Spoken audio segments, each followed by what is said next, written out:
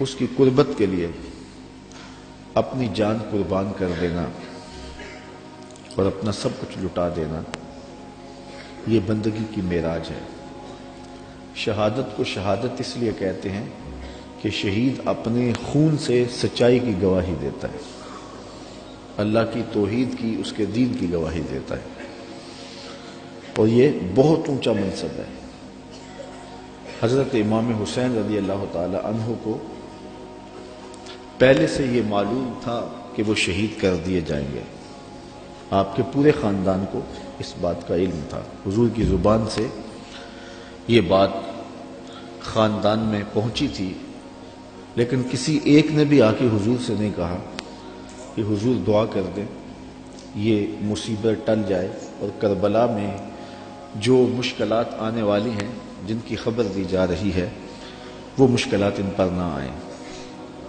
آپ تاریخ پڑھ لیں، یہ نہ حضرت سیدہ فاطمہ نے کہا ہے، نہ مولا کائنات نے آ کے عرض کی ہے، نہ خود امام حسین رضی اللہ تعالی عنہ نے حضور کی بارگاہ میں کہا ہے، نہ حضور نے کہا ہے کہ مالک حسین سے شہادت ٹال دے، بلکہ حضور کے ہاتھ اٹھتے ہیں تو دعا یہ نکلتی ہے، اللہم آت الحسین صبرا و اجرا، اے اللہ میرے بیٹے حسین کو صبر بھی بخش دے، اجر بھی بخش دے۔ تو حضور نے کیوں کہنا تھا کہ میرے بیٹے کو شہادت نہ ملے؟ وہ تو اس امتحان کے لیے تیار کر رہے تھے۔ استاد جب شاگرد کو پڑھاتا ہے، محنت کراتا ہے، تو وہ یہ کبھی نہیں چاہتا کہ میں نے جو اس کو محنت کروائی ہے اس کے امتحان نہ ہو۔ وہ کہتا ہے یہ امتحان گاہ میں جائے، زمانے کو پتہ چلے کسی استاد نے پڑھایا تھا۔ تو حضور حضرت امام حسین کے لیے دعا مانگ رہے ہیں کہ مالک اسے صبر بھی دے، اجر بھی دے۔ جب کربلا میں حسین پیاس کاٹے تو پھر بھی ان کی زبان پر شکایت کا لفظ نہ آئے تو لوگ کہیں واقعی پیغمبر کی زبان چوسی تھی۔ حضرت امام حسین واقعی حضور کے کندھوں پہ کھیلے تھے، حضور نے ایسے ہی اپنا بیٹا قرار نہیں دیا تھا، اور یہ صبر کا امتحان تھا جو حضرت امام حسین رضی اللہ تعالیٰ عنہ نے دیا۔ ورنہ اگر یہ چاہتے تو فرات چھلک کے آپ کے قدموں میں آ کے سلامی نہ کرتے۔ یہ تو حوض کوثر کے وارث کے نواسے ہیں، ایڑیاں رگڑتے تو چشمے نہ پھوٹتے۔ یہ تو رب کی تقدیر کو مانے بیٹھے تھے، یہ تو اس امتحان میں کامیابی کے لیے دعا گو تھے کہ مالک ہمیں استقامت نصیب کرے۔ امام زہری کہتے ہیں کہ جب مروان کے زمانے میں حضرت امام زین العابدین کو دوبارہ گرفتار کیا گیا اور بیڑیاں پہنائی گئی، سب سے زیادہ دکھ حضرت امام زین العابدین نے دیکھے، کھلی آنکھوں سے یہ منظر کربلا کا سارا انہوں نے دیکھا ہے۔ کہتے ہیں واقعہ کربلا کے بعد امام زین العابدین کبھی بھی ہنسے نہیں تھے اور کبھی ٹھنڈا پانی بھی نہیں پیا تھا۔ شاید پانی پینے لگتے ہوں گے تو سکینہ کی پیاس یاد آتی ہوگی۔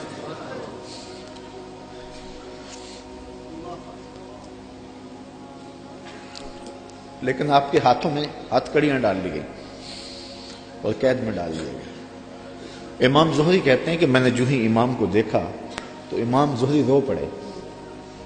امام زین العابدین نے کہا زہری رو کیوں رہے ہو؟ میں نے کہا حضرت آپ کے ان ہاتھوں میں ہتھ کڑیاں ہیں، پیغمبر زادے ہو، دنیا کو دین دیا ہے، اور آج آپ کے ہاتھ میں ہتھ کڑیاں ہیں۔ بے مروت بے وفا تیرا بھی کیا افسانہ ہے، جس نے اپنی ہی شمع کو گل کیا تو وہ پروانہ ہے۔ تو کہا یہ لوگ کتنے ظالم ہیں جنہوں نے آپ کے ہاتھوں میں ہتھ کڑیاں ڈالی، اور امام زہری کا دل پھٹتا جا رہا ہے۔ امام زین العابدین فرمانے لگے زہری پریشان ہونے کی ضرورت نہیں، ہم تو اس کی تقدیر کے اوپر راضی ہیں، ورنہ یہ زنجیریں کیا ہیں، آپ نے جھٹکا دیا زنجیریں ٹوٹ گئیں۔ کہا یہ ہمارے لیے نہیں ہے۔ تو یہ کربلا کی مشکلیں ٹل جاتی اگر حضرت امام چاہتے، لیکن انہوں نے تو مشکل کو سہ کے اور قربانیاں دے کے عظیمت کی داستان رقم کرنی تھی، اور وہ زمانے نے دیکھا۔ تو حضرت امام حسین رضی اللہ تعالی عنہ کی سیرت سے یہ چیز سیکھی جا سکتی ہے کہ ہم اپنے آپ کو قربانی کے لیے تیار کریں اور اپنے فکر کی، اپنی سوچ کی پرورش اس طرح کریں کہ کبھی مشکل وقت میں کھڑا ہونے کا مرحلہ آ پہنچے تو پھر ہمارے قدم ڈگمگائے نہ، پھر ہمارے پاؤں میں لرزش نہ آ جائے، ہمارے زوردار نعرے اور ہمارے پرجوش خطاب، ہماری خطابت کے تن تنے اور ہمارے فلسفے وہاں دم نہ توڑ جائیں جہاں کھڑے ہونے کا وقت تھا۔ یہ ناداں سجدے میں گر گئے جب وقت قیام آیا۔ تو ہم نے اپنی پرورش حضرت امام حسین رضی اللہ تعالی عنہ کی اس فکر کی روشنی میں کرنی ہے، تاکہ اگر کوئی ایسا وقت آن پہنچے تو پھر ہمارے قدم اکھڑنے نہ پائیں۔ حضرت امام حسین رضی اللہ تعالی عنہ نے یزید کی بیعت سے انکار کیا، اور اس میں ہمارے لیے سیکھنے کی یہ بات ہے کہ ہم کبھی بھی کسی ظالم کے ہاتھ پہ بیعت نہ کریں۔ یہ جو مصلی کی امامت ہے، میں اپنے اس جملوں پہ آپ کی توجہ چاہوں گا۔ یہ جو مصلی کی امامت ہے یہ امامت صغرا ہے، چھوٹی امامت ہے، اور یہ تخت و تاج کی امامت جو ہے یہ امامت کبریٰ ہے، بڑی امامت ہے۔ ہم چھوٹی امامت کے بارے میں تو اتنے حساس ہیں کہ اگر کسی کے پاؤں کی انگلیاں بھی اٹھ جائیں تو ہم اس کے پیچھے کہتے نماز نہیں ہوگی۔ اگر کسی شخص کی داڑھی کا سائز چھوٹا ہو تو ہم اس پہ احتیاط کرتے ہیں کہ اس کے پیچھے نماز واجب الاعادہ ہے۔ تو یہاں تو داڑھی کا سائز اور انگلیوں کا لگنا اور اٹھنا بھی دیکھتے ہیں کہ نماز ہے۔ تو امامت صغرا میں ہماری یہ احتیاط ہے، اور جہاں امامت کبریٰ کا معاملہ آئے وہاں آنکھیں بند کر کے بیٹھ جائیں۔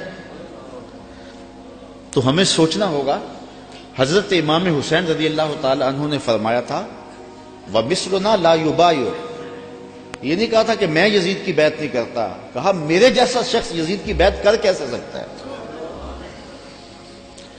یزید فاسق مولن تھا، یزید شراب پیتا تھا، مسلمانوں کا قاتل تھا، فاجر تھا، اور امام حسین رضی اللہ تعالی عنہ کی پرورش آغوش نبوت میں ہوئی تھی۔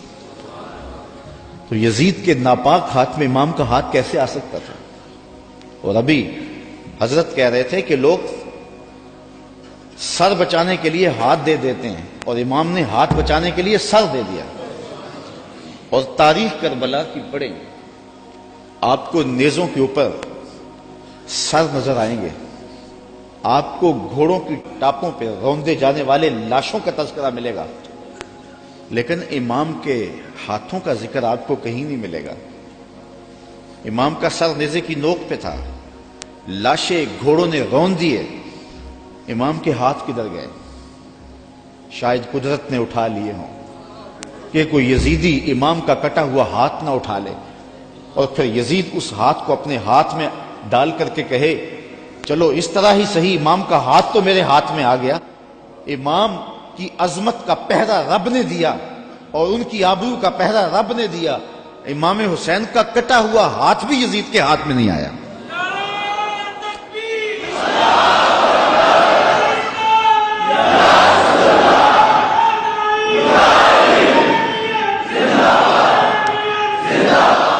اور اس ہاتھ کو بچانے کے لیے مدینہ چھوڑا۔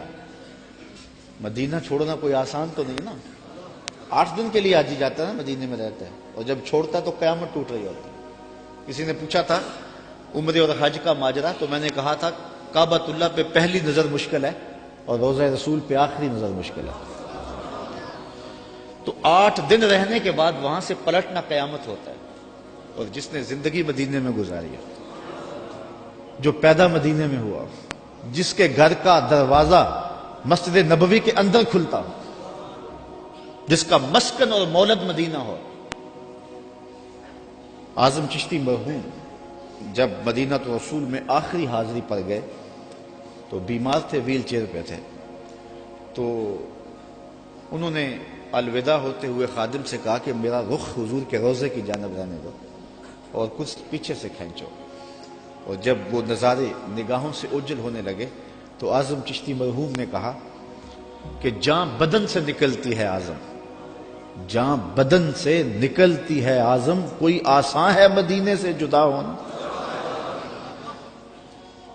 تو اپنی فکر کی آبیاری کے لیے اور یزید سے اپنے ہاتھ کو بچانے کے لیے آپ نے وہ شہر مدینہ بھی چھوڑا، شہر خوبہ بھی چھوڑا، پھر مکہ المکرمہ بھی چھوڑا۔